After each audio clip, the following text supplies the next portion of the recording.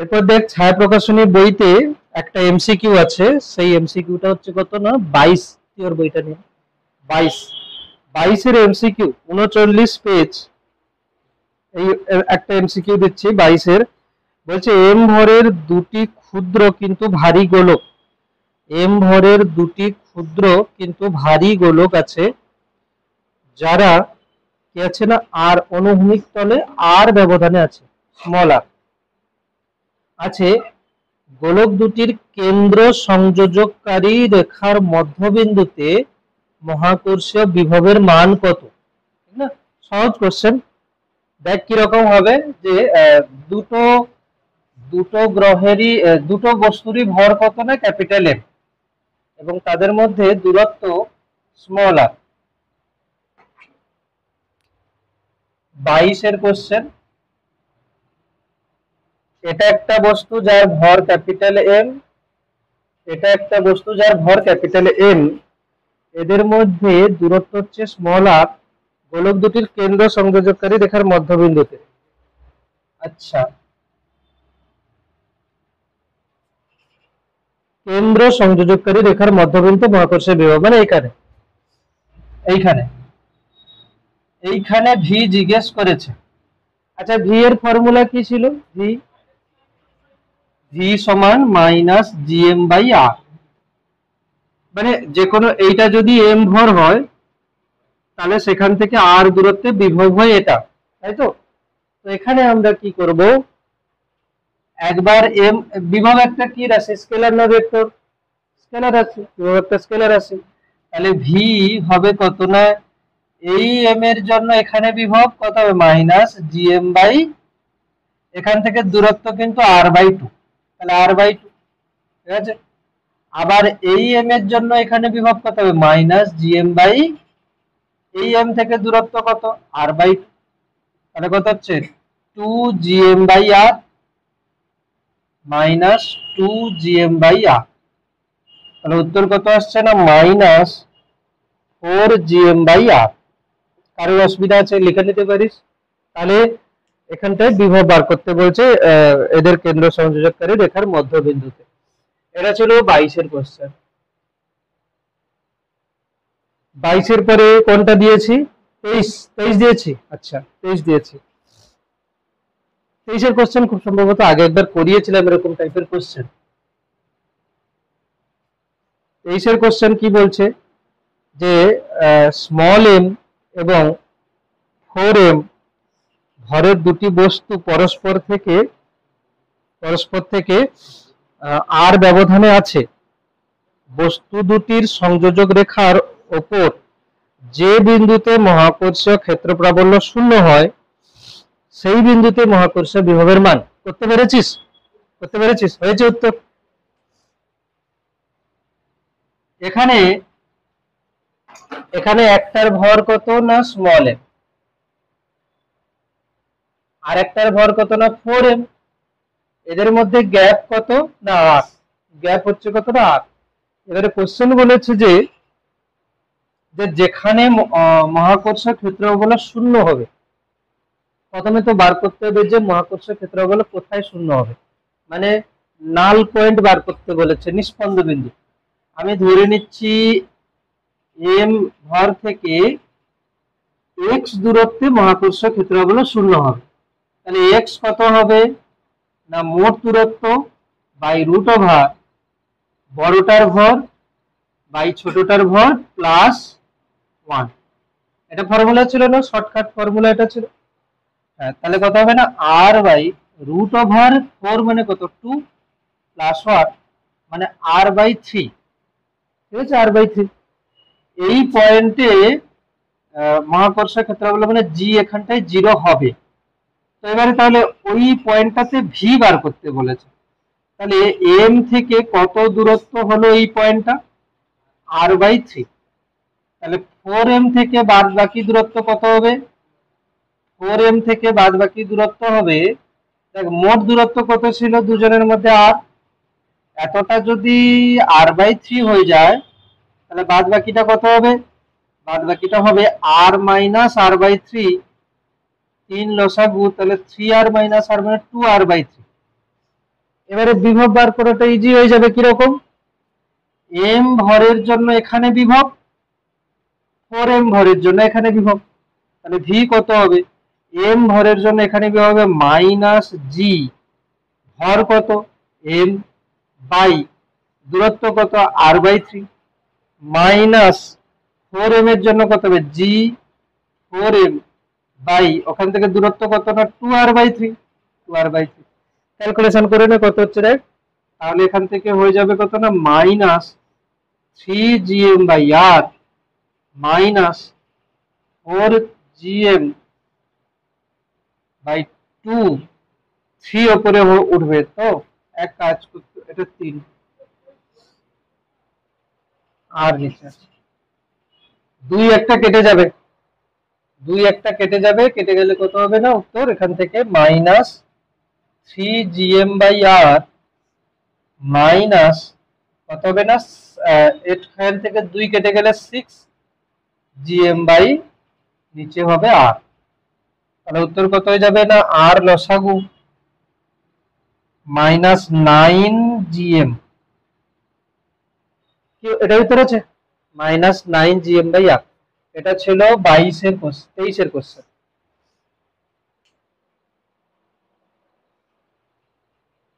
Question ছিল এটা।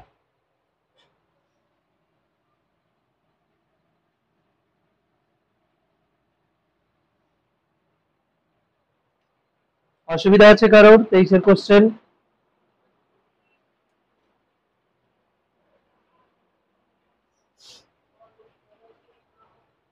এরপরে আর কোনটা দেওয়া ছিল, 27 ছিল।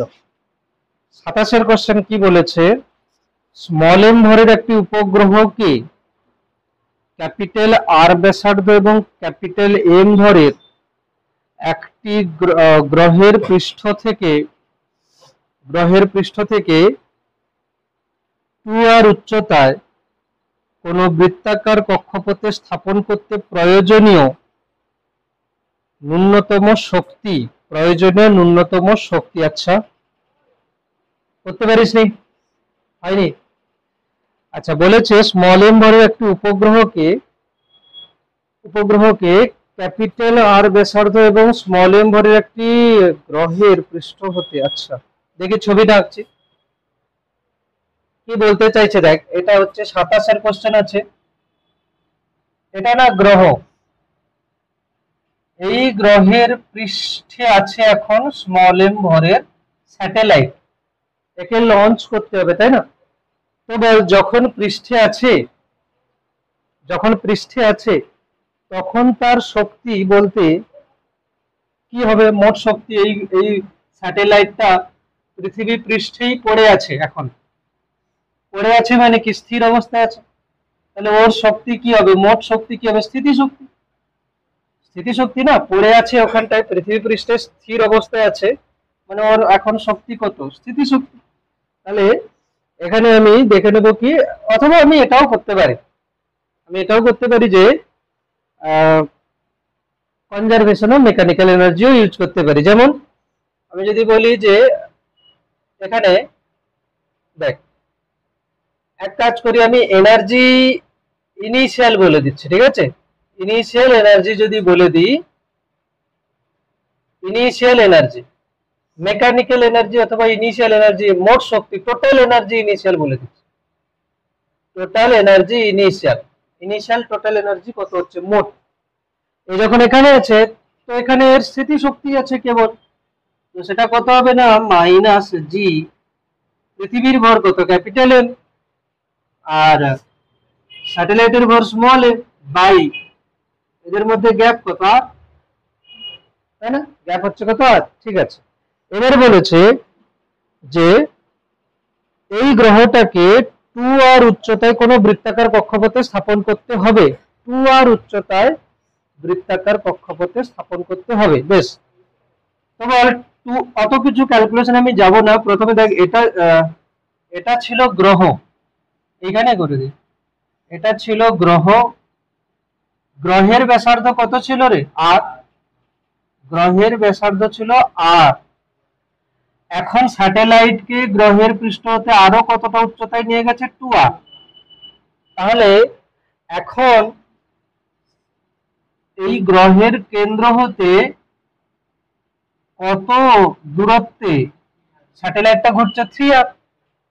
আগের দিন বলা হয়েছিল যে একটা স্যাটেলাইটের টোটাল এনার্জি, মানে যদি m ভরের একটা গ্রহ হয়, তাকে যদি r ব্যাসার্ধের কোনো স্যাটেলাইট, মানে কোনো স্যাটেলাইট r ব্যাসার্ধের বৃত্তপথে ঘোরে, তখন তার টোটাল এনার্জি কত হয়?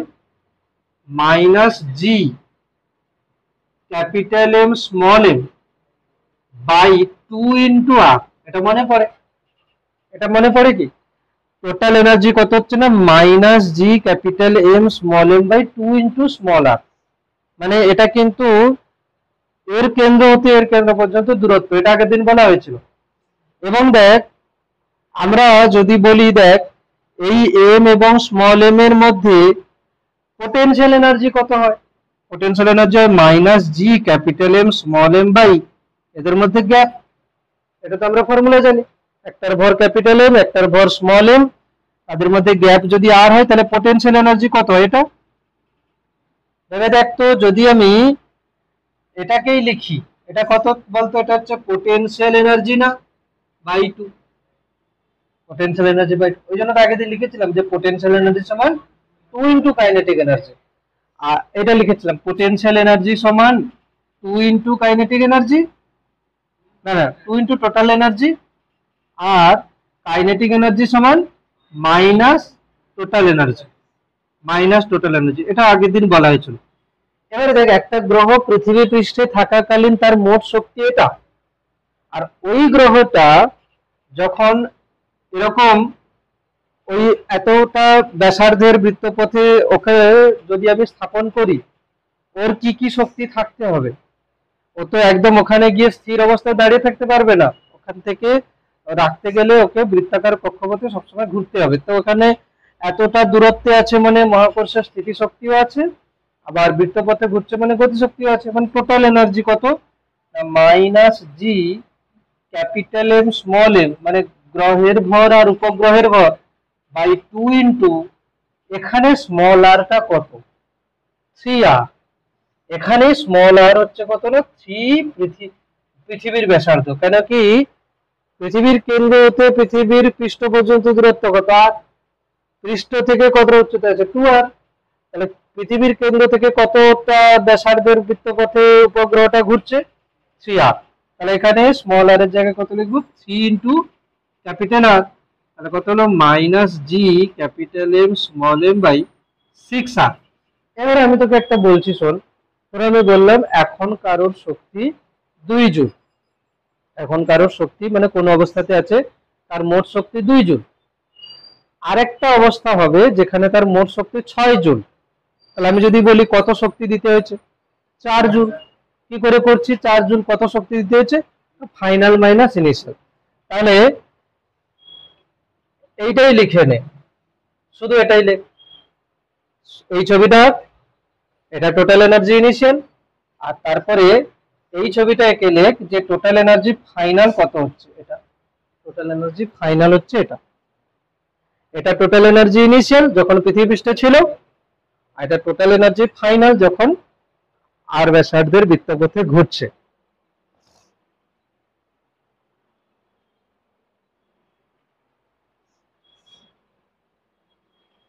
দিয়ে এবারে আমরা লিখব কি যে প্রয়োজনীয় শক্তি, প্রয়োজনীয় শক্তি সমান কি হবে না? Total energy final minus total energy initial. Calculation করে ফেল, করে অ্যান্সার বল, দেখ অ্যান্সার মিলছে কিনা। বাকিটা কর তোরা, এটা লেখ, লিখে তারপরে বাকি ক্যালকুলেশনটা করে ফেল। কত হচ্ছে? এটা টোটাল এনার্জি মাইনাস, উত্তর কি আছে? বি, বি আছে উত্তর, উত্তর আছে বি, আর তোদের এসছে কত? এ। দেখছি এ হবে মনে হচ্ছে। প্রয়োজনীয় শক্তি হচ্ছে total total energy final minus total energy initial, total energy final minus total energy initial. তো এটা হচ্ছে কত, টোটাল এনার্জি ফাইনাল হচ্ছে G capital M small M, সামনে মাইনাস আছে 6R, minus total energy initial হচ্ছে কত না G capital M small M by R. তো ক্যালকুলেশন করলে কত হচ্ছে, এটা প্লাস হয়ে যাবে, তাহলে G capital M small M by R minus G capital M small M by 6R, 6R লসাগু হচ্ছে, 6R লসাগু হচ্ছে, তারপরে কত হবে এটা 5। এটা তো হচ্ছে উত্তর ভুল আছে বই, এ হবে, এ হবে 2/3, কি করে আছে 2/3 হবে না।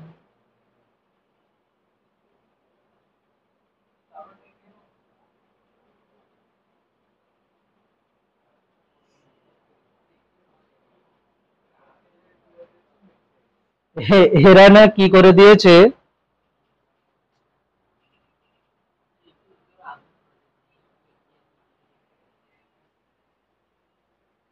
এরা কি রকম করে দিয়েছে কি হিসাবে, যে একটা উপগ্রহকে বাস 2R উচ্চতায় নিয়ে গেছে, কিন্তু নিয়ে গেলে ও তো বলেছে বৃত্তাকার কক্ষপথে স্থাপন করতে হবে না। এদের যে বইতে যে উত্তর এসছে সেটা কিরকম চলে এসছে দেখ, কি বলেছে, এটা ধরো পৃথিবী পৃষ্ঠে যখন আছে তখন শক্তি কত, এটা পৃথিবী পৃষ্ঠে যখন আছে তখন শক্তি কত এটা। এবারে যখন পৃথিবীর কেন্দ্র হতে 2R দূরত্বে যাবে তখন তার পটেনশিয়াল এনার্জি কত হবে, জাস্ট রেখে যদি দেয় ওখানে, ওখানে যদি স্থির অবস্থায় রেখে দেয় তাহলে তার টোটাল এনার্জি কি হবে, পটেনশিয়াল এনার্জি হবে, কোনো কাইনেটিক এনার্জি নেই। এবারে কত হবে এখানটায় দেখ না, ওই শক্তিটা হয়ে যাবে কত না minus G capital M small M by capital M small M by capital M small M by কত হয়ে যাবে না এখানে 3R হয়ে যাবে, 3R হয়ে যাবে, ঠিক না, জাস্ট ওখানটায় পৌঁছে যাবে। এরপরে পৌঁছে যাওয়ার পরে কি হবে, পৌঁছে যাওয়ার পরে ধরো এতটা গেল, এখানে 2R গেল, 2R গেছে মানে তো আর এসকেপ হয়ে যায়নি পুরো, যে বাইরে চলে গেছে, ওখানে থাকতেই পারবে না, তো আবার ফিরে চলে আসবে, তাই না, এটা দেখতে হবে। আমি যদি বলি এখান থেকে আমি এতটা উচ্চতা নিয়ে যাব জাস্ট, তার মানে কি কেবলমাত্র ওখানে নিয়ে গিয়ে রেখে দিলাম, এরপরে কি হবে, থাকবে না এখানে, থাকবে না কেন, কেন কি এ তো আকর্ষণ করছে, আমি এখান থেকে নিয়ে গিয়ে এখানটায় রাখলাম, এরপর ছেড়ে দিলে কি হবে, নিচে চলে আসবে, কেন কি আকর্ষণ হচ্ছে। হ্যাঁ, এখানটায় ঘুরবে, যদি আমি এখানটা একটা বেগ দিয়ে দিই, একটা বেগ দিয়ে দিলে সেই বেগ থাকবে গতিশক্তি এবং পৃথিবী একে টানবে, ফলে কি হবে, ও বৃত্তাকার কক্ষপথে ঘুরতে থাকবে। একটা বেগ কিন্তু একটা দিতে হবে, মানে গতিশক্তি একটা লাগবে, মানে টোটাল এনার্জি এখানে একটা থাকবে। তারপর এটা দেখ 28-এর কোশ্চেন, 28-এর কোশ্চেন,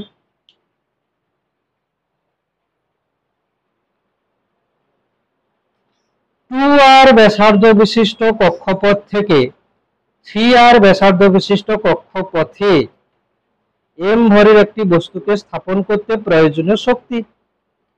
প্রথমে আছে 2R ব্যাসার্ধে, তাহলে 2R ব্যাসার্ধের কক্ষপথে যখন আছে তখন তার মোট শক্তি কত, আর 3R ব্যাসার্ধের কক্ষপথে যখন আছে তখন তার মোট শক্তি কত, তাহলে বার করে নিলেই হয়ে যাবে। এটা ধরো এটা আছে গ্রহ, প্রথমেরটা কত আছে না 2R, এখানটায় আছে, তারপরেরটা কত আছে না 3R, এখানটায়, ঠিক আছে। তো যখন এটা 2R এ ছিল তখন টোটাল এনার্জি ইনিশিয়াল, 3R এ যখন পৌঁছে গেছে তখন টোটাল এনার্জি ফাইনাল। এবার 2R এ যখন আছে তখন টোটাল এনার্জি ইনিশিয়াল কত হবে, মাইনাস জি গ্রহের ভর এম উপগ্রহের ভর স্মল এম বাই 2 ইন্টু কত হবে 2R। তারপরে টোটাল এনার্জি ফাইনাল কত হবে এখানে, minus G capital M small M by 2 into কত হবে 3R। তাহলে প্রয়োজনীয় ন্যূনতম শক্তি কত হচ্ছে এখানে? ন্যূনতম শক্তি সমান total energy final minus total energy initial সমান টোটাল এনার্জি ফাইনাল কত হচ্ছে minus G capital M small M by 6r minus minus plus G capital M small M by 4r লসাগু কত হচ্ছে 12r 12r হলে কত হচ্ছে minus 2g capital M small M plus 3g capital M small M তাহলে কত হচ্ছে G capital M small M by 12r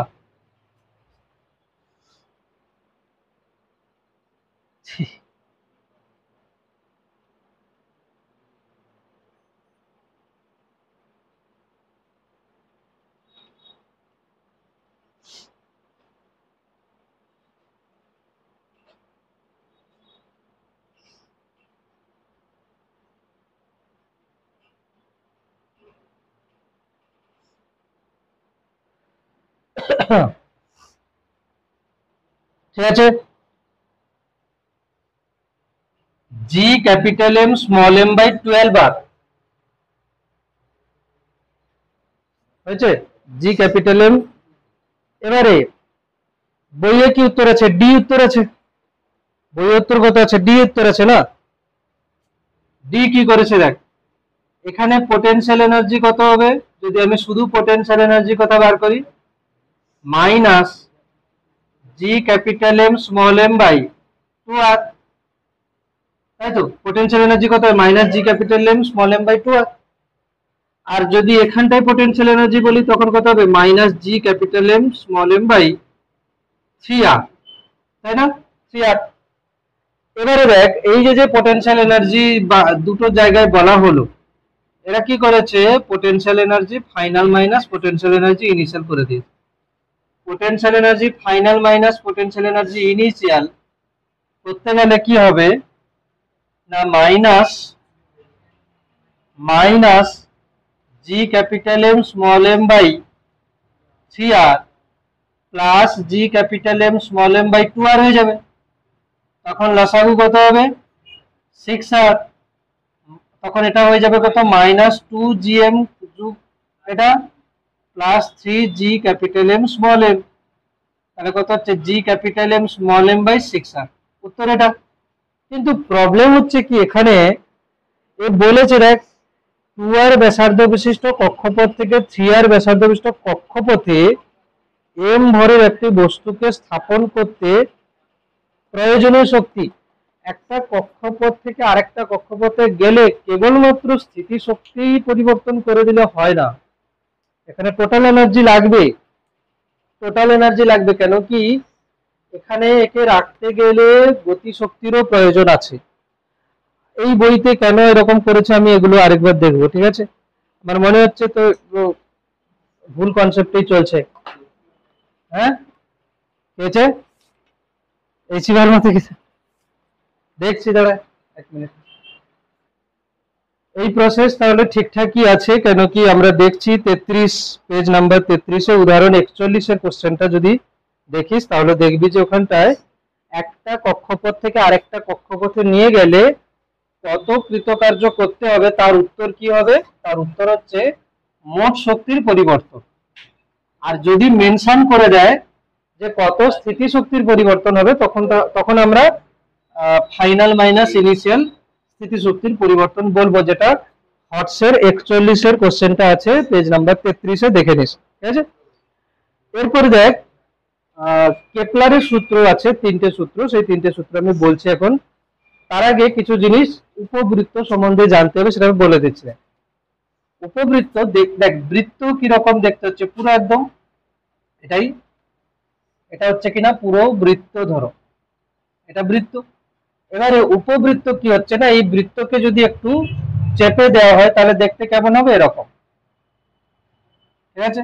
এরকম হচ্ছে ধরো উপবৃত্ত কিছুটা মানে চাপা বৃত্ত টাইপের, এটা উপবৃত্ত, ঠিক আছে। এবারে উপবৃত্তের যে সমীকরণ হচ্ছে যেমন আমরা সরলরেখার সমীকরণ পড়েছি। সরলরেখার সমীকরণ কি পড়েছি? এক্স এরও এক ঘাত ওয়াই এরও এক ঘাত আর অধিবৃত্ত কি পড়েছি, একটার একঘাত আর একটার দ্বিঘাত।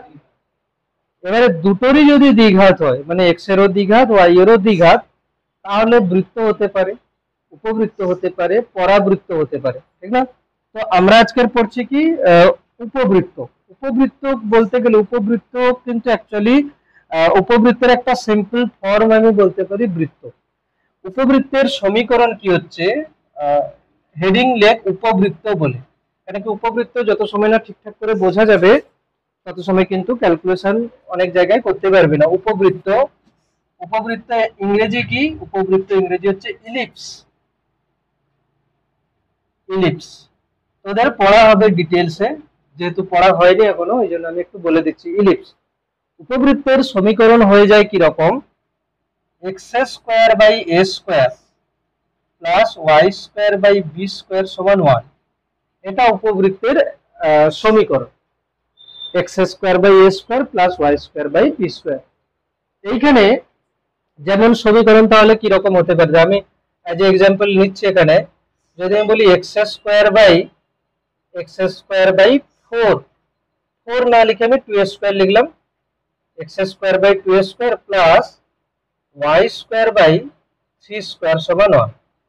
এর মানে কি জানিস, যে এখানে দেখ সেম সেম জিনিস, উপবৃত্তের কেন্দ্র কোথায় হবে, উপবৃত্তের কেন্দ্র কোথায় হবে না, যদি ওপরে থাকতো এরকম যে x মাইনাস 1 এর স্কোয়ার, তাহলে এটাকে পুরো জিরো করলে কি আসতো, x সমান 1। আর এখানে যদি হতো y মাইনাস 2 এর স্কোয়ার, তাহলে y মাইনাস 2 কে জিরো করলে কি আসতো, y সমান 2। তখন আমি বলতাম যে উপবৃত্তের কেন্দ্রটা 1,2 বিন্দুতে আছে, ঠিক আছে? এখানে দেখ উপরে তো x এর সাথে কি আছে, কিছু নাই, মানে x মাইনাস 0ই আছে, আর এও y মাইনাস 0ই আছে। আমি ভাবতে পারি x minus 0 square y minus 0 square, তার মানে এই উপবৃত্তের কেন্দ্র কোথায় হবে, 0,0-তে। বোঝা যাচ্ছে? তাহলে এই উপবৃত্তের কেন্দ্র হবে কোথায়, 0,0-তে, মূল বিন্দুতে হবে কেন্দ্র।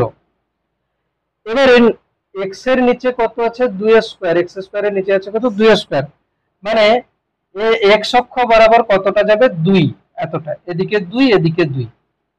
আমি ধরছি এটা এটা 2, আরেকটু বড় করে নিচ্ছি, x বরাবর কত যাবে, 2, না এতটাই থাক, 2, এদিকেও 2 এদিকেও 2, তাহলে এই পয়েন্টটা কত হবে, 2,0, এটা কত হবে, -2,0।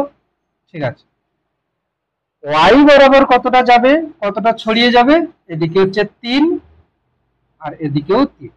তাহলে উপবৃত্তটা দেখতে কেমন হবে, এরকম, মানে এ y অক্ষ বরাবর একটু বড় হবে দেখতে, y অক্ষ বরাবর বড় হবে, x অক্ষ বরাবর কি হচ্ছে, ছোট হচ্ছে। যে বরাবর বড় হবে তাকে আমরা বলবো মেজর অ্যাক্সিস। এখানে মেজর অ্যাক্সিস তাহলে কোনটা, y, আর যে বরাবর ছোট হচ্ছে সেটা হচ্ছে মাইনর অ্যাক্সিস। আমি না পরাক্ষ আর উপাক্ষ ভুলে যাচ্ছি বাংলায় কি বলে, তোরা বাংলা পরে দেখে নিস। তাহলে পরাক্ষ উপাক্ষ আমি এখান থেকে বলতে পারছি না যে কোনটা পরাক্ষ ছিল কোনটা উপাক্ষ ছিল, বাংলা তোরা ঠিক করে নিস। মেজর মানে বড়, মাইনর মানে ছোট, ঠিক না? তাহলে এখানে এখানে মেজর অ্যাক্সিস কি হচ্ছে, এখানে মেজর অ্যাক্সিস হচ্ছে y, আর মাইনর অ্যাক্সিস এখানে কি হচ্ছে, মাইনর অ্যাক্সিস হচ্ছে এখানে x, x বরাবর মাইনর অ্যাক্সিস, ঠিক আছে? মেজর অ্যাক্সিস হচ্ছে y, আর এটা হচ্ছে কি না, y বরাবর হচ্ছে, x বরাবর হচ্ছে মাইনর অ্যাক্সিস। এবারে দেখ একটা হয় সেমি, সেমি মানে কি, দেখ আমি যদি বলি যে এই অধিবৃত্তটা y বরাবর মোট কতটা লেন্থ আছে বলতে পারবি, 6, y বরাবর মোট কত লেন্থ, 6, আর x বরাবর মোট কত, 4, 4 এর হাফ 2, আর 6 এর হাফ 3। তাহলে আমি এখানে একটা জিনিস আছে, length of semi major axis. দেখ length of semi major axis আমি যদি বলে দিই, এখানে আমি যে ফর্মুলা লিখেছি X square by A square আর Y square by B square, আমি যদি এটারই লিখে নিই যে X square by A square আর Y square by B square সমান 1, এইখানে আমি লিখে নিই যদি এখানে এ বি এর থেকে বড়, মানে এক্স বরাবর বেশি আছে, তাহলে মেজর অ্যাক্সিস কোন দিকে হবে? এক্স বরাবর। তাহলে length of semi major Axis কত হবে না? এ হবে। এক্স বরাবর যতটা থাকবে, যদি আমি এটাই বলে দিই, এই দেখ এরকম হবে, এক্স বরাবর কতটা থাকবে? এ। তাহলে এটাই হচ্ছে, এটা পুরোটা মেজর অ্যাক্সিস, তার হাফ কত? এতটা এ। আর ওয়াই বরাবর এটা পুরোটা, তার হাফ কত? এটা বি। তাহলে length of semi major axis এখানে এ হচ্ছে, কেন কি এটা বড়, আর length of semi minor axis কত হচ্ছে না? বি। এখানে বি হচ্ছে, কেন কি এখানে বি ছোট। তাহলে semi major Axis, length of semi major Axis, length of semi minor Axis, সেটা হচ্ছে কি না, এটা ক্লিয়ার। এবারে এই উপবৃত্তের দুটো ফোকাস হয়। উপবৃত্তের কটা ফোকাস হয়? দুটো। একটা ধরো এই একটা ফোকাস হচ্ছে, আর এই একটা ফোকাস হচ্ছে। এই ফোকাসটাকে ধরো আমি নাম দিলাম S1 আর এটা S2। দুটো ফোকাস। উপবৃত্তের কটা ফোকাস? দুটো ফোকাস। এখন এই দুটো ফোকাসের স্থানাঙ্ক কোথায় কোথায় হচ্ছে আমি যদি দেখাই, এখানে আমি একটু বড় করে আঁকি, তাহলে আমি স্থানাঙ্ক লিখতে পারবো। দেখ, আমি এরকম করে একটা ছবি এঁকেছি, তো এটা কত? 0,0 দেখতে পাচ্ছিস, এটা এক্স অ্যাক্সিস, এটা ওয়াই অ্যাক্সিস। তো নামের দেখ পয়েন্ট আমি দিচ্ছি কি রকম, এটা কত হবে বলতো? a,0, এটা কত হবে? -a,0, তাই না? তাহলে কি বড় এটা? আচ্ছা, এটা কত হবে? 0,b, এটা কত হবে রে? 0,-b। উপবৃত্তের দুটো ফোকাস আছে, ফোকাস কিন্তু মেজর অ্যাক্সিসের উপরেই থাকবে। এটা হচ্ছে S1, এটা হচ্ছে S2। একটা ফোকাস কত হবে জানি? যেটা হবে, দেখ কেন্দ্র থেকে ফোকাস পর্যন্ত দূরত্ব হচ্ছে AE। কি হচ্ছে? AE। ই মানে কি? ই হচ্ছে ইসেন্ট্রিসিটি, উৎকেন্দ্রতা। ই হচ্ছে কি? ইসেন্ট্রিসিটি মানে উৎকেন্দ্রতা। উৎকেন্দ্রতা কি বোঝায় না? উপবৃত্তটা কতটা চ্যাপ্টা, কতটা চেপেছে, মানে একটা বৃত্তকে চেপে দিলেই তো উপবৃত্ত হচ্ছে। একটা বৃত্তকে কতটা চেপেছি সেটা আমি এই ই থেকে বুঝতে পারি। তাহলে তাহলে এটা কত হবে? AE,0। এটা কি হবে? -AE,0। ঠিক আছে।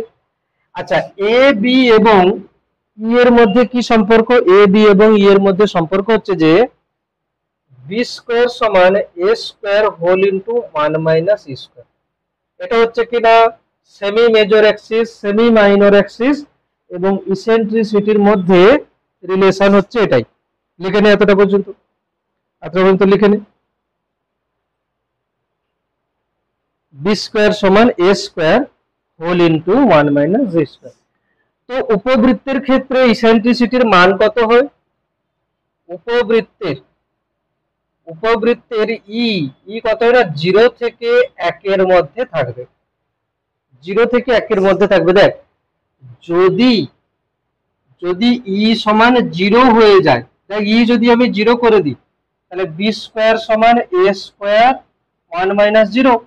তার মানে কি হলো? এখান থেকে বি স্কোয়ার সমান এ স্কোয়ার, মানে বি সমান এ হয়ে গেল। Major Axis minor Axis length same হয়ে গেল, মানে ওটা কি হবে? ওটা বৃত্ত হয়ে যাবে। তার মানে এটা হয়ে যাবে কি না? বৃত্ত। তাহলে বুঝতে পারছি যে বৃত্তের ইসেন্ট্রিসিটি কত হচ্ছে? 0। আর উপবৃত্তের কত হচ্ছে? 0 থেকে 1 এর মধ্যে। উপবৃত্তের হচ্ছে কি ইসেন্ট্রিসিটি মানে উৎকেন্দ্রতা। ইসেন্ট্রিসিটি হচ্ছে ই হচ্ছে কি উৎকেন্দ্রতা, এর বাংলা মনে আছে? উৎকেন্দ্রতা, ইসেন্ট্রিসিটি। ঠিক, উৎকেন্দ্রতা বা ইসেন্ট্রিসিটি। বেশ, এটা ছিল কিনা উপবৃত্তের একটা আমরা বলতে পারি কিনা সহজ, যেটা হচ্ছে কি ক্যালকুলেশন, বা আমরা যদি কিছু কিছু ক্যালকুলেশন বলি তাহলে এটা হতে পারে। আচ্ছা, উপবৃত্তের মোট ক্ষেত্রফল যদি আমি বার করি একটা উপবৃত্ত, যদি এখানে লাগবে না, অন্য কোথাও লাগতে পারে, বল বৃত্তের ক্ষেত্রফল কত হয় জানিস? পাই এ স্কয়ার বা পাই আর স্কয়ার। বৃত্তের ক্ষেত্রফল হয় কি না পাই আর স্কয়ার। এটা একটা বৃত্ত, এর ক্ষেত্রফল আমি যদি বলি কত হয় না পাই আর স্কয়ার। আমি কি এরকম ভাবতে পারি যে এই বরাবর আর আর এই বরাবরও আর, তাহলে পাই আর ইন্টু আর। তাহলে এই উপবৃত্তের ক্ষেত্রফল আমি কিরকম ভাবতে পারি, এই বরাবর কত এ, এই বরাবর বি, তাহলে উপবৃত্তের ক্ষেত্রফল হয়ে যাবে পাই এই বরাবর এ আর এই বরাবর পাই এ, মানে major Axis into minor Axis, semi major into cm minor.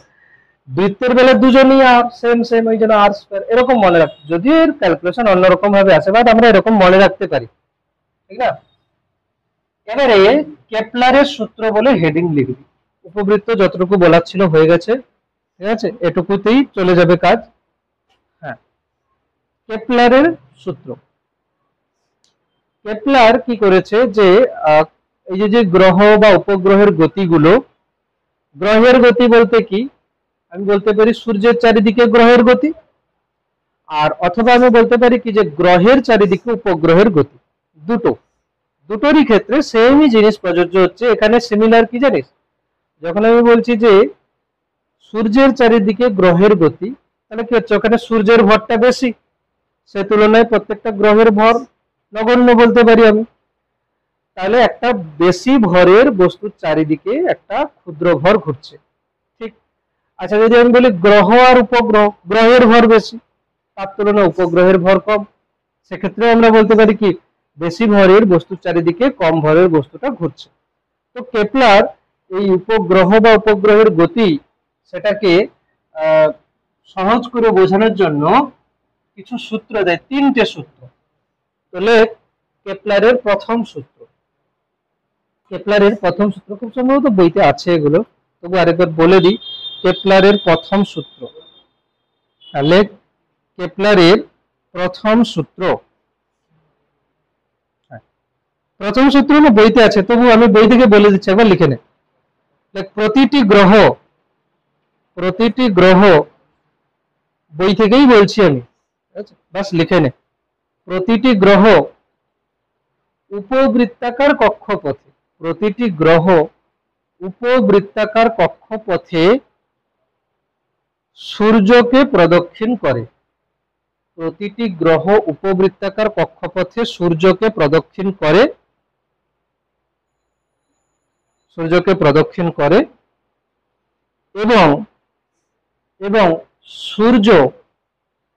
সূর্য ওই উপবৃত্তের একটি ফোকাসে থাকে, এবং সূর্য ওই উপবৃত্তের একটি ফোকাসে থাকে। হ্যাঁ, তাহলে কি হলো এখানে, যে প্রতিটি গ্রহ সূর্যকে উপবৃত্তের একটা ফোকাসে রেখে কি হবে না উপবৃত্তাকার কক্ষপথে ঘুরবে। তো দেখ, আমি যদি বলি এটাই হচ্ছে উপবৃত্ত, এটাই আছে যখন এখানে থাক উপবৃত্ত, তো এখানে বল যে এই উপবৃত্তের কটা ফোকাস, দুটো। এই উপবৃত্তের কটা ফোকাস, দুটো। আমি ধরে নিচ্ছি এইখানে সূর্য আছে, ঠিক আছে, এইখানে সূর্য আছে, বেশ। সূর্য এখানে আছে এবং গ্রহটা এই উপবৃত্তাকার কক্ষপথে ঘুরছে। এবারে ভাব যে এখানে না যে গ্রহটা যখন এখানে থাকবে, এই পজিশনটা কি বলতো সূর্য থেকে সব থেকে বেশি দূর। একে কি বলে বাংলা, একে ইংরেজিতে এপিহিলিয়ন বলে বা এপিজি বলে। আর কাছে থাকলে, পাশে থাকলে পেরিহিলিয়ন বা পেরিজি বলে। কাছে থাকলে কি বলে বাংলা, হ্যাঁ অ্যাপোজি আর পেরিজি। অ্যাপোজি হচ্ছে কি দূরে থাকলে, আর পেরিজি হচ্ছে অপসুর অনুসুরের মধ্যে কোনটা কাছাকাছি, অনুসুর কাছে। আচ্ছা, তাহলে এখানে থাকলে আমি লিখে দিচ্ছি এটা হচ্ছে কি না, এটা হচ্ছে পেরিজি,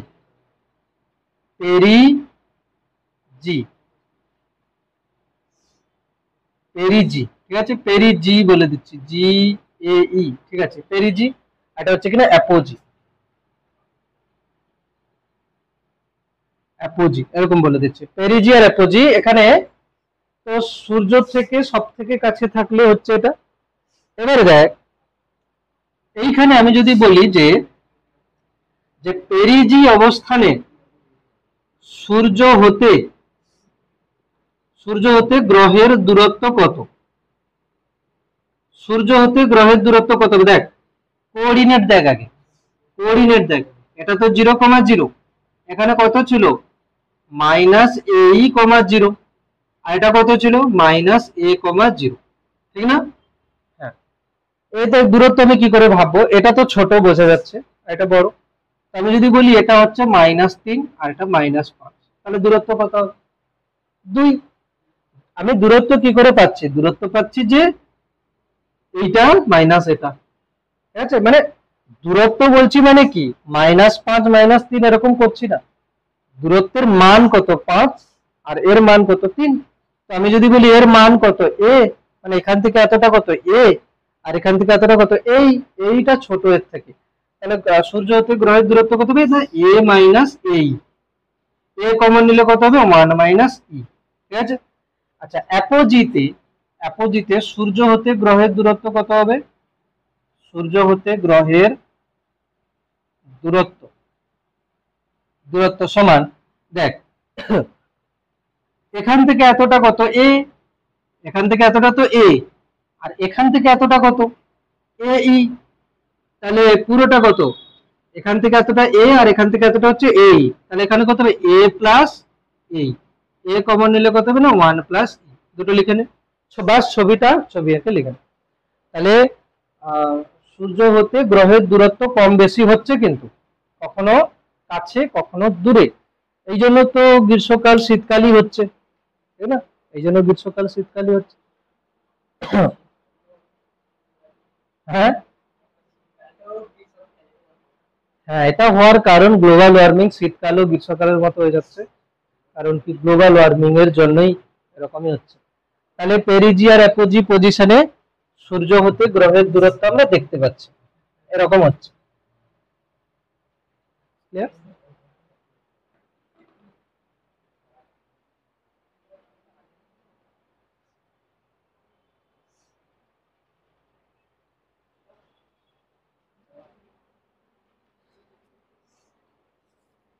অসুবিধা তো নেই, যতটুকু হলো উপবৃত্ত বা এটা নিয়ে কোনো অসুবিধা নেই।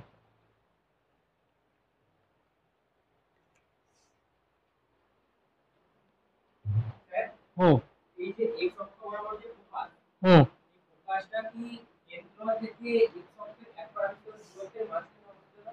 না না না, মাঝখানে না, মাঝখানে কখন হবে, যদি মাঝখানে হতেই পারে, যদি যদি যদি হাফ হয়ে যায় তখন মাঝখানে হয়ে যাবে, হতে পারে, কিন্তু সবসময় মাঝখানে হবে এরকমটা না।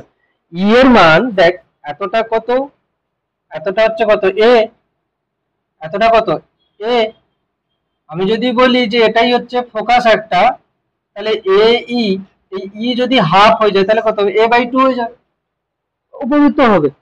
ই এর মান তো 0 থেকে 1 এর মধ্যে বলেছে না, তো হাফ হলে হবে, 1/3 হলেও হবে, 1/4 হলেও হবে, কেবলমাত্র হাফই হবে এরকমটা নয়, হাফ হতে পারে।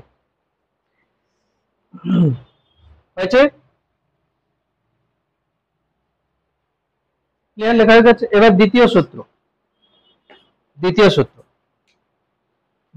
হলে সূর্য এবং কোন গ্রহের সংযোজক সরলরেখাটি, সূর্য এবং কোন গ্রহের, আর বেশি সময় লাগবে না, 5 মিনিটে হয়ে যাবে, শেষ হয়ে গেছে চ্যাপ্টার, ঠিক আছে?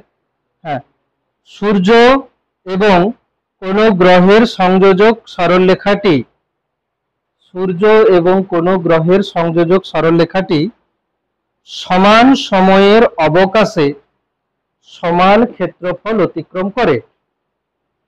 সূর্য এবং কোন গ্রহের সংযোজক সরলরেখাটি সমান সময়ের অবকাশে সমান ক্ষেত্রফল অতিক্রম করে, সমান সময়ের অবকাশে সমান ক্ষেত্রফল অতিক্রম করে। এ কি বলতে চাইছে দেখ, অ্যাকচুয়ালি যে এখানে সমান সময়ের অবকাশে সমান ক্ষেত্রফল অতিক্রম করে। দেখ আমি ধরে নিচ্ছি এটা এইখানে আছে সূর্য, ঠিক না? তো তো ধরো গ্রহটা এখন এইখানে আছে, গ্রহ, ঠিক না? আমি আমি ধরো বললাম যে একটা সময় নিচ্ছি, টি সময়, টি টি সময়ে দেখা গেল এই গ্রহটা এখান থেকে এখানে পৌঁছে গেছে। তাহলে এটা সূর্য, এটা গ্রহ, তাহলে টি সময়ে কি হচ্ছে, গ্রহটা এখান থেকে এখানে পৌঁছে গেছে। তাহলে সূর্য এবং গ্রহের কেন্দ্র সংযোজককারী সরলরেখাটা কি হচ্ছে, এতটা, ঠিক আছে? এখানটায় দেখ ভালো করে বোঝ, এখানটায় সূর্য, এটা গ্রহটা টি সময় এখান থেকে এখানে পৌঁছে গেছে। তাহলে সূর্য এবং গ্রহের যে কেন্দ্র সংযোজককারী সরলরেখা কোনটা, এই যে লাইন টেনেছে, এটা মানে এরকম করে এতটা গেছে। আমি বলতে পারি ধরো এটা একটা রেখা, সূর্য এটা আর গ্রহ এটা, এদের কেন্দ্র সংযোগকারী রেখা এটা। তো যত গ্রহ যখন এখান থেকে এখানে যাবে, তখন আমি কি বলতে পারি, রেখাটা এখান থেকে এখানে চলে গেছে। তো এই কতটা এরিয়া মানে গেছে, এই এরিয়াটা, তাই না? তো এখানে ধরো এরিয়াটা কত, আমি ধরে নিচ্ছি এই এরিয়াটা হচ্ছে কত না, A1 এরিয়া গেছে।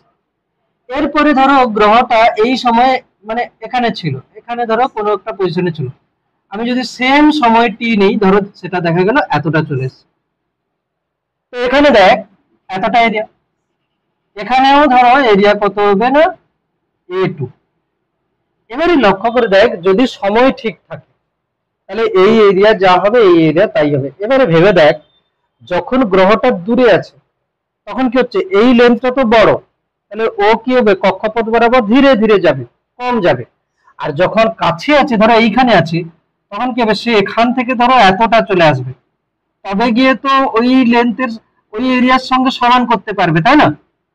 তার মানে ব্যাপার কি হলো, যে এখানে এখানে আমরা বলতে পারি কি, এটা হচ্ছে কি, যদি সূর্য হয়, এখানে আমরা কি বলে দেব, যে এটা A1, এটা A2, এটা ধরো A3। তাহলে হিসাব অনুযায়ী কি হচ্ছে, যে তিনজনের সমান সময়, তাহলে একই সময় ব্যবধানে যে যে এরিয়া গুলো গেছে, তাহলে এখানে কি হবে, A1 সমান A2 সমান A3, A1 সমান A2 সমান A3। এবারে এইখানটায় আমি এরকম বলছি না যে সময়ের সাথে সাথে কত এরিয়া গেছে, সময়ের সাথে সাথে কত দূরত্ব যায় সেটাকে আমরা কি বলি, দ্রুতি বলি, বা কত সরণ হয়েছে সেটাকে আমরা বেগ বলি। তাহলে আমি যদি বলি dA/dt, যদি আমি ভেক্টরও নিই, আমি মানই নিচ্ছি, একে কি বলে বলতো, এরিয়াল ভেলোসিটি বলে, ক্ষেত্রীয় বেগ। মানে এরিয়াকে আমি টাইম দিয়ে ভাগ করেছি, একে কি বলে, এরিয়াল ভেলোসিটি। এরিয়াল ভেলোসিটি মানে হচ্ছে ক্ষেত্রীয় বেগ, মানে একক সময়ে কত ক্ষেত্রফল গেছে। এই ক্ষেত্র বেগটার মান কত, এটা প্রমাণ করা যায়, বাট তোদের আছে বইতে, কিন্তু কোনো প্রয়োজন নেই, দেবেও না। L/2m, এলটা হচ্ছে কি না, সূর্যের সাপেক্ষে গ্রহের কৌণিক ভরবেগ। কি ভরবেগ, কৌণিক ভরবেগ, সূর্যের সাপেক্ষে গ্রহের কৌণিক ভরবেগ। আর এম হচ্ছে কি না, গ্রহের ভর। তাহলে দেখ, সূর্যের সাপেক্ষে গ্রহের কৌণিক বেগ ধ্রুবক থাকে আর গ্রহের ভরও ধ্রুবক থাকে। এক্ষেত্রে সূর্যের সাপেক্ষে গ্রহের কৌণিক ভরবেগ কনস্ট্যান্ট থাকবে, এই কারণে এখানে টর্ক 0। দেখ, ফোর্স যদি 0 হয় তাহলে ভরবেগ কি হয়, কনস্ট্যান্ট থাকে। বল যদি 0 হয়, এফ এক্সটার্নাল নেট যদি 0 হয়, তাহলে আমরা কি বলি, রৈখিক ভরবেগের সংরক্ষণ সূত্র না, পি কি হয়, কনস্ট্যান্ট হয়। আচ্ছা, বলের কৌণিক প্রতিরোধকে কি বলে, টর্ক বলে। টর্ক এখানে 0, এখানে কেন টর্ক 0 আমি বলে দিচ্ছি। টর্ক 0 হলে ভরের কৌণিক প্রতিরূপকে কি বলে, কৌণিক ভরবেগ কনস্ট্যান্ট হবে। যেমন বল 0 হলে রৈখিক ভরবেগ কনস্ট্যান্ট হয়ে যাচ্ছে, সেরকম টর্ক 0 হলে কৌণিক ভরবেগ কনস্ট্যান্ট হয়ে যাবে, ঠিক আছে? আচ্ছা, টর্ক কি ছিল, টর্ক মানে কি হয় না, টাউ সমান আর ক্রস এফ। একটু পড়িয়েছিলাম, টর্ক মানে আর ক্রস এফ, মানে মানে হচ্ছে সরল ভেক্টর। ধরো আমি যদি বলি, আচ্ছা এক কাজ করি, অনেক কিছু একসঙ্গে হয়ে যাচ্ছে। প্রথমে এটা লেখ, এটা লেখ প্রথমে, পরে বলছি। প্রথমে এই ছবিটা আঁক, তারপরে এটা লেখ ফার্স্ট, তারপরে বলছি। ছবিটা এঁকে তারপরে এটা লিখে নে। আগে এই ছবিটা আঁকবি, দ্বিতীয় সূত্র হয়ে গেছে, তারপরে জাস্ট এইটুকু লিখে নিবি যে একই সময় টি তে যাচ্ছে, তো তিনজনের এরিয়া সেম হবে, A1 সমান A2 সমান A3। আর তারপরে হচ্ছে আমরা এটা বলছি যে এরিয়াল এরিয়াল ভেলোসিটি কত হচ্ছে না L/2m, L/2m, Arial velocity L/2m হচ্ছে। L মানে কৌণিক ভরবেগ, কার সাপেক্ষে না সূর্যের সাপেক্ষে গ্রহের কৌণিক ভরবেগ, আর m হচ্ছে গ্রহের ভর, m হচ্ছে গ্রহের ভর।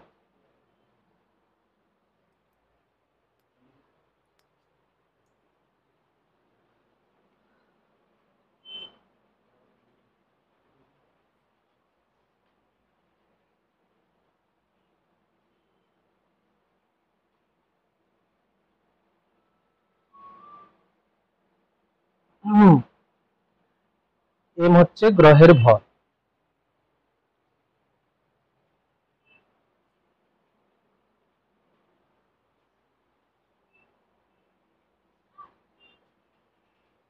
ব্যাস, আমরা বলছি যে সূর্যের সাপেক্ষে গ্রহটার, সূর্য এবং গ্রহের মধ্যে যে দূরত্ব আছে, বা অথবা আমি কি বলতে পারি, সূর্যের সাপেক্ষে গ্রহের অবস্থান ভেক্টর, সেই অবস্থান ভেক্টরের রেডিয়াল ভেলোসিটি কনস্ট্যান্ট হচ্ছে।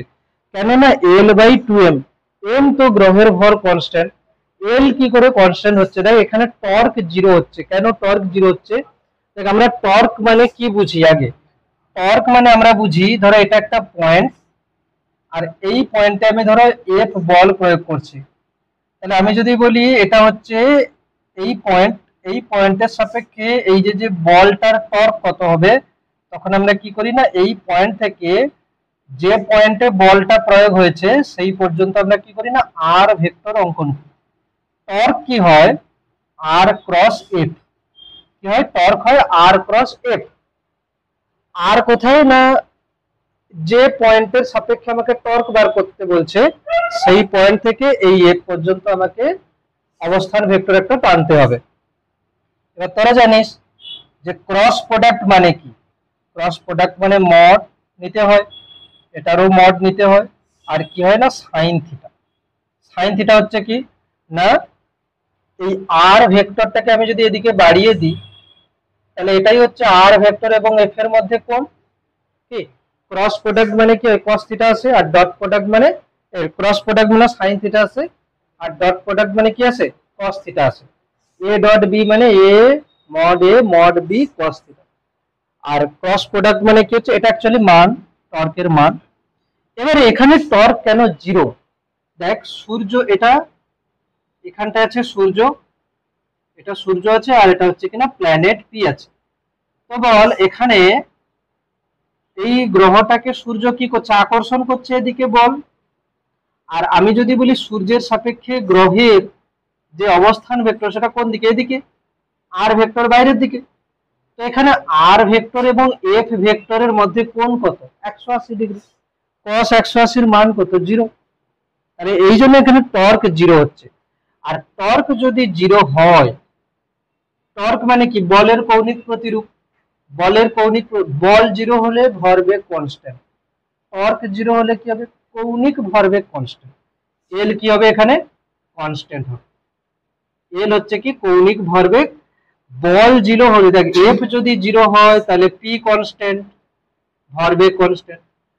তাহলে বলের কৌণিক প্রতিরূপ টর্ক যদি জিরো হয় তাহলে ভরবেগের কৌণিক প্রতিরূপ কৌণিক ভরবেগ কি হবে কনস্ট্যান্ট হবে। তাহলে এল কি হয়ে গেছে কনস্ট্যান্ট, কেন কি টর্ক জিরো, এই কারণে। আচ্ছা কৌণিক ভরবেগ কি? কৌণিক ভরবেগ হচ্ছে এমনি ভরবেগকে আমরা কি দিয়ে লিখি পি দিয়ে, এমনি ভরবেগকে আমরা কি দিয়ে লিখি পি দিয়ে। তাহলে কৌণিক ভরবেগকে কি দিয়ে লেখা হয় না কৌণিক ভরবেগকে লেখা হয় আর ক্রস পি। মানে আর হচ্ছে কি ধরো কেউ বৃত্ত, ধরো কেউ এখানটায় এখানটায় এরকম করে ঘুরছে, এটা কি হচ্ছে আর ভেক্টর না, কণাটা এখানটায় থাকাকালীন সে এদিকে যাচ্ছে, এদিকে ধরো ওর ভর বেগ ভেক্টর, আর এদিকে হচ্ছে কিনা এর আর ভেক্টর, তাহলে আর ক্রস পি করলে যেটাই হবে সেটাই হবে কি কৌণিক ভরবেগ। বৃত্তের ক্ষেত্রে বৃত্তাকার গতির ক্ষেত্রে কি হয় না, এটা হয়ে যাবে এম ভি আর। কেন বৃত্তাকার গতির ক্ষেত্রে? বৃত্তাকার গতির ক্ষেত্রে এল হয়ে যাবে কত, দেখ বৃত্তীয় গতি, বৃত্তীয় গতিতে কি হচ্ছে আর বাইরের দিকে, আর বেগ পি কোন দিকে, এদিকে, পি মানে কত এম ভি। এখানে আমি যদি আর ক্রস পি করি, আর পি মানে কত এম ভি, আর এবং এম ভির মধ্যে কোণ কত রে 90 ডিগ্রি, সাইন 90 ডিগ্রি চলে আসছে, এই জন্য কত হয় না এম ভি আর। তাহলে বৃত্তীয় গতিতে এল মানে কত হচ্ছে এম ভি আর। কি কি লিখবি এখানে, কি কি লিখবি এখানে, যতটুকু লিখেছি ওটাই লিখবি। কি লিখবি, প্রথমে এটা লেখ এটুকু, কেন কি আগের জিনিস এটা, টর্ক কি, তারপরে তারপরে এটা লেখ যে কৌণিক ভরবেগ কি অ্যাকচুয়ালি, আর এটা হচ্ছে বৃত্তীয় গতিতে কৌণিক ভরবেগ কত হয়। এগুলো এগুলো কিন্তু এই চ্যাপ্টারে কিছু লাগছে না এক্ষুনি, বাস আমি মনে করিয়ে দিচ্ছি যে এগুলো ছিল আগে, কেন কি দৃঢ় বস্তুর ঘূর্ণন চ্যাপ্টার অতটা ডিটেলসে হয়নি, বাস টর্ক একটু বলেছিলাম, এই জন্য একবার বলে দিলাম যে অ্যাকচুয়ালি কি হচ্ছে এখানে, হয়েছে না? আচ্ছা দেখ, এই যে যে উপবৃত্তাকার কক্ষপথটা হয়েছে, ঠিক আছে, ওইখানে হেডিং লিখে দে যে অপসুর এবং অনুসুর অবস্থানে গ্রহের বেগ, এরকম লেখ, অপসুর এবং অনুসুর অবস্থানে গ্রহের বেগ, অপসুর এবং অনুসুর অবস্থানে গ্রহের বেগ, অপসুর এবং অনুসুর অবস্থানে গ্রহের বেগ বলতে দেখ এই যে যে উপবৃত্তাকার কক্ষপথটা হচ্ছে এখানে, উপবৃত্তাকার কক্ষপথটা হচ্ছে, এটা সূর্য আছে এখানটায়, হ্যাঁ দেখ বিভিন্ন পজিশনে আর ভেক্টর এবং এফ ভেক্টরের মধ্যে কোন বিভিন্ন রকমের হবে, যেমন না না আর ভেক্টর এবং এফ ভেক্টরের মধ্যে কোন নয়, ভি ভেক্টর এবং আর এর মধ্যে কোন বিভিন্ন পজিশনে বিভিন্ন হবে। মানে কি, ধরো গ্রহ যখন এখানে আছে তখন তার বেগ এদিকে কোথাও হবে এবং আর ভেক্টর এদিকে কোথাও হবে, এই কোন কত আমার জানা নেই, আমি জানিও না, কিন্তু আমরা এখানে বেগ বার করতে পারি। কোথায় বেগ বার করতে পারি, ঠিক আছে, এখানে বেগ বার করতে পারি। এটা কি বলছি, এখানে এখানে বেগ এদিকে হবে, আমি বুঝতে পারছি, আমি ধরে নিচ্ছি এটা v1, হচ্ছে এটা v1, আর এখানে একটা বেগ হবে, দেখা গেল এটা হচ্ছে কত v2। আচ্ছা এখানে আমি যদি বলি গ্রহ হতে সূর্য হতে গ্রহ পর্যন্ত দূরত্বটা আমি ধরে নিচ্ছি এটা কত না r1, ঠিক না, আর এটা কত হচ্ছে ধরো r2। তো দেখ r1 এবং v এর মধ্যে কোণ কত, এখানে 90 ডিগ্রি, দেখ এখানে এখানে কোণ কত 90 ডিগ্রি, এখানেও কোণ 90 ডিগ্রি। এই যে বলা হয়েছিল না যে এল কি ছিল কনস্ট্যান্ট, এল কনস্ট্যান্ট, মানে কি টর্ক জিরো, ঠিক আছে, টর্ক জিরো, টর্ক জিরো, তাই এল কনস্ট্যান্ট, মানে সব জায়গায় এল কনস্ট্যান্ট হবে। তো এল যদি কনস্ট্যান্ট হয়, এল ভেক্টর কনস্ট্যান্ট, এল ভেক্টর কনস্ট্যান্ট মানে, এবার দেখ এল ভেক্টর দেখ যখন এরকম করে ঘুরবে, এটা কি রকম ঘোরা বলতো, অ্যান্টি ক্লকওয়াইজ। অ্যান্টি ক্লকওয়াইজ যদি কেউ ঘুরে তাহলে সমস্ত কৌণিক ভেক্টর কি হয় বাইরের দিকে, অ্যান্টি ক্লকওয়াইজ যদি ঘুরে, আর ক্লকওয়াইজ ঘুরলে ভেতরের দিকে।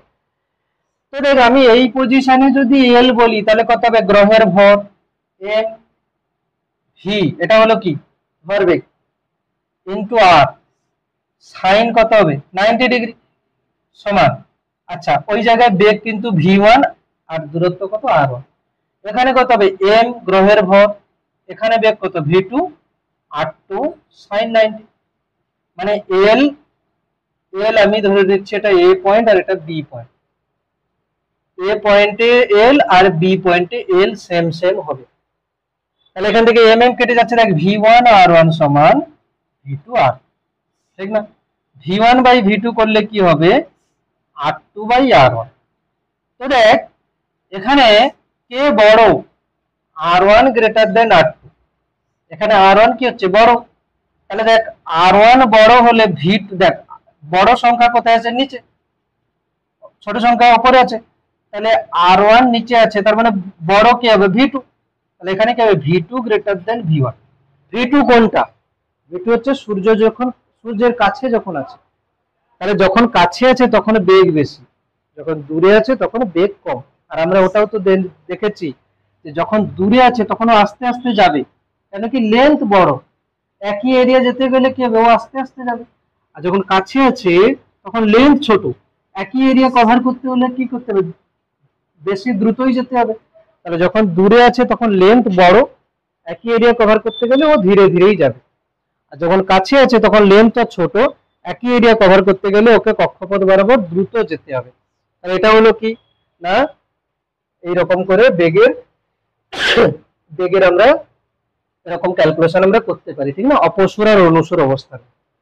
তৃতীয় সূত্রটা বইতে আছে, দেখে লিখে নে। এবং তৃতীয় সূত্রটা বলেও দিয়েছি, থার্ড সূত্র, থার্ড ল কি ছিল, থার্ড ল ছিল কি না, কোন গ্রহের প্রদক্ষিণকালের বর্গ তার অর্ধপরাক্ষের তৃতীয় ঘাতের সহিত সমান্তরাল। ঠিক আছে, এটা ছিল তৃতীয় সূত্র। দেখো অর্ধপরাক্ষ আমরা কিন্তু ওখানে বৃত্তের ব্যাসার্ধ নিয়েছিলাম, কেন কি আমরা সহজ করার জন্য গ্রহের যে কক্ষপথ গুলো সেগুলোকে উপবৃত্তাকার না ভেবে বৃত্তাকারের ক্যালকুলেশন করে বলছি।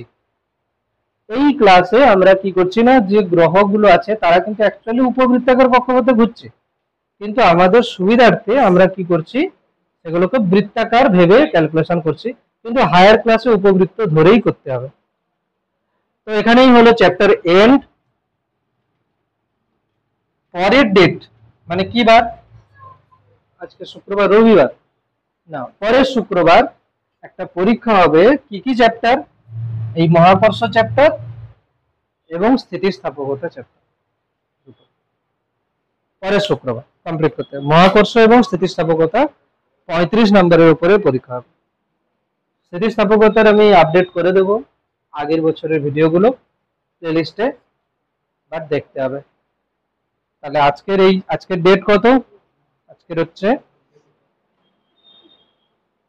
আজকের ডেট হচ্ছে 24 তারিখ অক্টোবর। তাহলে পরের সপ্তাহে মানে এই শুক্রবার পরের শুক্রবারে পরীক্ষা হচ্ছে মহাকর্ষ এবং স্থিতিস্থাপক। হ্যাঁ, কেপলারের সূত্র, ওই তো কেপলারের সূত্র, পেজ নাম্বার 13। বাস ক্লিয়ার করে আসি যেগুলো একদম ভালো করে, ঠিক আছে।